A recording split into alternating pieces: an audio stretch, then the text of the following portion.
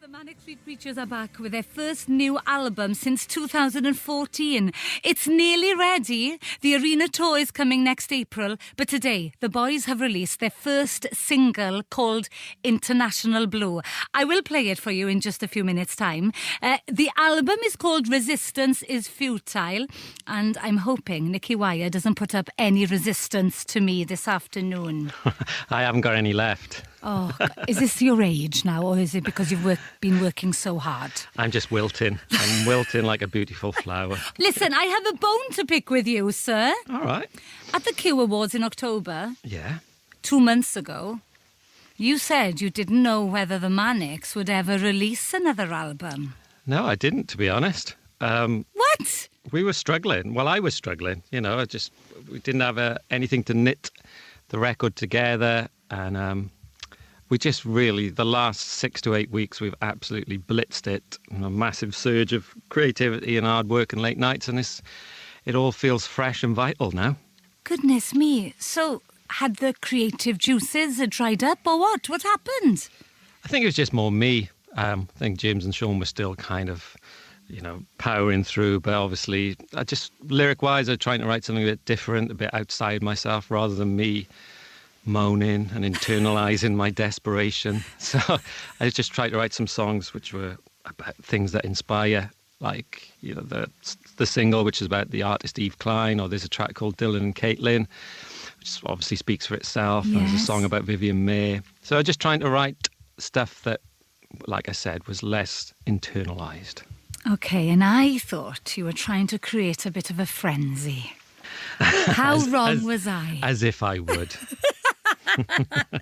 But Futurology, that was your last album over 3 years ago.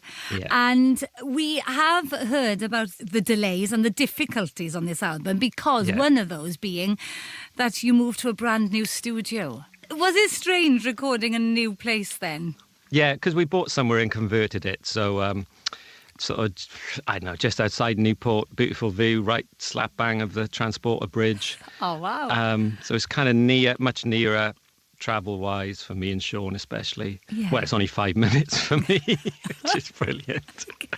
Oh, you know what? It's great to know that you still live in Wales, because we know, of course, James lives in Cardiff, and you and Sean. Is this important for you then? Yeah, it's something that just always seemed perfectly natural to me. It's not like a statement or anything. It's just I always wanted to live close to home. I always wanted to be near my mum and dad and my brother. And we lived in London at various stages early on. But it just feels completely natural. And I don't think that'll ever change for me anyway. Oh, good. We like hearing that. And let's talk more about the sound of this album. Very rocky. Well, I think there's actually a nod to our first album, Generation Terrorist. It's really kind of glides and is, the kind of crystalline guitars and a bit 80s at times as well. I think that especially the singles sort of nods to, I don't know, Dancing in the Dark by Bruce Springsteen. James was saying he was trying to sort of just, those records that used to come on the radio when we were young kids that just kind of gave you a boost to the day. And there's a naive energy which I didn't think we could recreate anymore, but we've dredged it up from somewhere. I think it's because it's happened in a bit of an avalanche at the end. That's probably why. Did you put yourself in an old Fiesta and wound down the windows or something in order to get that, I don't know, that naive, that innocent time back? James calls it freedom pop. Oh, and that's what he was trying to recreate. And he was also Boys of Summer by Don Henley. He was definitely that idea of a heat haze, which I think in a more intellectual way is probably what we try to do in Motorcycle Emptiness, a real kind of driving song. And just sort of trying to do a 21st century version of that. If that makes sense? Yes, indeed. Well, I think it's about time for us to hear this new single. Tell us about the inspiration behind International Blue, which is a great title for a track. Yeah, it's 4 years ago now. It was me and my wife's 20th wedding anniversary, and we went to Nice for a weekend. Oh. It's probably about the first time we'd been away from the kids, I think, for years and years. And I'd always liked Eve Klein, but he was born in Nice, and all of a sudden everything connected: the blueness of the sky, the blueness of the sea. Tell us more about Yves Klein. Well, he was a French artist who kind of trademarked his own colour, which he called international blue, which was inspired by by his surroundings growing up in Nice and just his desire to create this sort of blue infinity. Oh, the Côte d'Azur. Indeed. So we've just come back from filming a video there as well, which was feeling really good. And we were just sort of trying to do an updated version of, I don't know, something like Motorcycle Emptiness, but set in Nice. And Kieran Evans, the BAFTA-winning Welsh film director, came over with us. So we're just editing that as we speak. Oh, gosh, more great news to share then. Indeed. OK, then. Let's hear your new single. And we will chat more to Nicky Wire from the Manics after we have a travel update.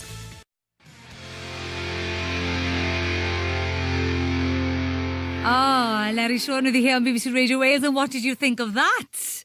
That's the brand new Manic Street Preachers single from their forthcoming album. That's International Blue. It's your first single since 2014, and it sounds great. Congratulations, Nicky. Yeah, I mean, it's the longest, when the album finally comes out, it's the longest ever gap we've had between albums. It'll be 4 years pretty much since Futurology, when Resistance is Futile comes out in April. Which is really strange for us because we've been, banging them out pretty quick over the last couple of decades. So perhaps we just needed that time to reassess things, and we've all got young families and stuff. So I sometimes you just have to follow the muse, and if it isn't working, don't force it. Well, it's exciting news for fans, isn't it? I think, they'll be very, very, very pleased to hear this. But I've got to say, it's not your first single since 2014. Oh, no. No. Because of, obviously, Come On Wales. Exactly, Together Stronger. Yes. Which was a track that I could actually sing. The... I knew all the words last summer.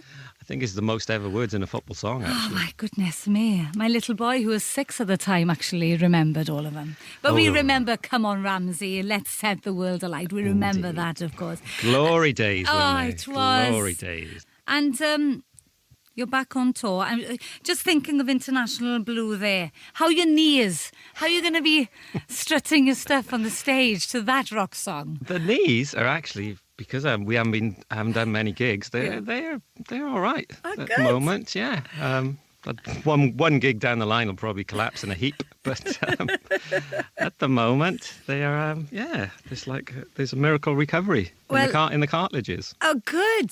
Well, have you had new cartridges then? No. All right. Okay. I think I need some. All right. Okay. I have got quite a high grade arthritis in the right knee, but I'll soldier on. Oh my gosh. Well, listen, I hope you're going to be fine for the whole tour, of course, which kicks off in Newcastle on 23rd of April. But coming to Llandudno Venue Cymru on the 1st of May, and then Cardiff's Motorpoint Arena on the 5th of May. How much are you looking forward to touring again? Yeah, we are. We're very, like I've said a few times before, but at the start, when we toured, it was much more about antagonism and conflict and make an impression. But over the last 10, 15 years, there's just such a sense of euphoria and intensity at our gigs that we do actually feel really humble and grateful, which is not really the kind of people we are, certainly at the start. But you can't deny that level of connection between us and fans. It's a pretty special bond that's been going for such a long time now. And new generations keep sort of turning up all the time, and as long as that keeps happening, it keeps us on our toes, that's for sure. How have you changed then over the years? Well, I mean, we're all 48 at this point in time, I think. The three of you? Yes.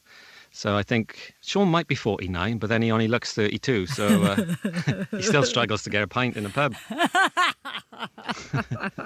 Oh, come on, the three of you look brilliant. Absolutely brilliant. It's the Welsh here that does it, I think. And a good moisturiser. Oh, gosh, can you pass on that moisturiser to me? Listen, James was in studio with us a few months back talking about his first ever film score. Yes. Now then, it was a submarine drama called The Chamber. Did you see it? Did you go and watch it? Were you invited to the premiere? James banned me from the premiere. Why? We're very like that. When we're outside the band, it just doesn't feel right sometimes.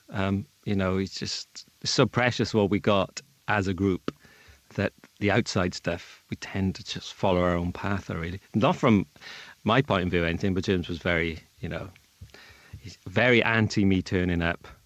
Why? Was he afraid that you were going to, He just thinks I laugh. With the lyrics. Yeah. Oh, right. He just thinks I laugh. You take the mick. He's got this thing about me that I laugh all the time. It's just a Welsh thing. I said. Are you a giggler, are you? Yeah, well, according to him, I am. All right. Yeah. Okay. Not according to my family. Well, listen, you recently said that you were in a funny place. Yes. And you'd kind of given up listening to music. Yeah. All right, was that true? Yeah, it's been a culturally barren year for me, I have to be honest, in terms of film or reading or listening.